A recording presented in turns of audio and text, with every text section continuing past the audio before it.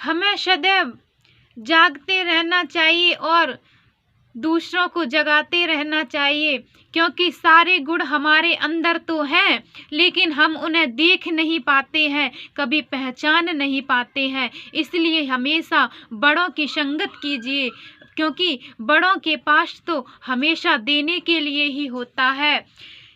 जब राम जी की सेना समुद्र के पार जाने के लिए खड़ी थी, तो किसी ने कहा कि हम इतना बड़ा समुद्र कैसे पार कर पाएंगे। तो किसी ने कहा हम चले तो जाएंगे, लेकिन वापस नहीं आ पाएंगे। तो उसमें सबसे जो बूढ़े बुजुर्ग थे वो श्री जामवंत जी महाराज थे, और उनके पास तो सदैव जगाने के लिए ही होता है। बच्चों को हमेशा जगाने के लिए बड़ों की संगत होती है, और लोग कहते हैं अरे नहीं तुम कुछ नहीं कर पाओगे। ऐसा कभी मत सोचना, न जाने किसकी बुद्धि किस समय प्रखर हो जाए। तो जामवंत जी कहते हैं, जामवंत के बचन सुनाए, सुने हनुमंत हृदय अति भाई। जामवंत जी ने एक मंत्र दिया है जो श्री रामचरितमानस में व्याप्त है।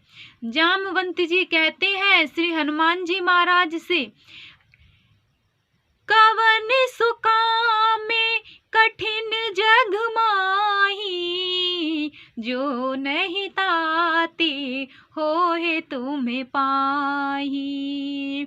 कवन सुकाम कठिन जग माही, जो नहीं ताते होए तुम पाही।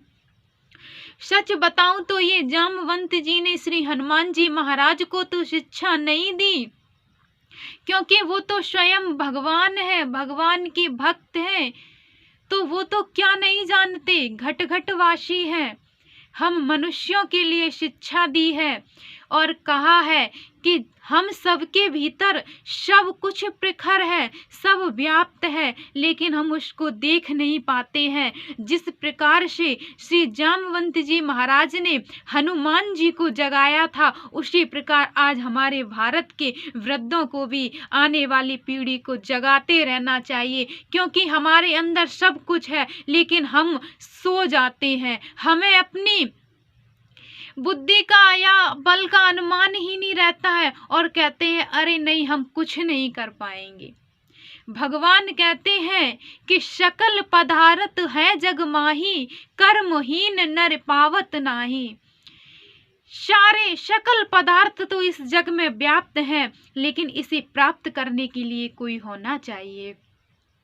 हमेशा बड़ों की संगत कीजिए, जिससे आपकी शिक्षा का आपकी बुद्धि प्रबल हो जाए, बुद्धि प्रखरता की ओर हो जाए। ऐसी संगत नहीं करनी चाहिए जिससे हमें कुछ प्राप्त ना हो और हम कुसंगत के चक्कर में पड़ जाएं। संगति का तो सबसे बड़ा महत्व होता है।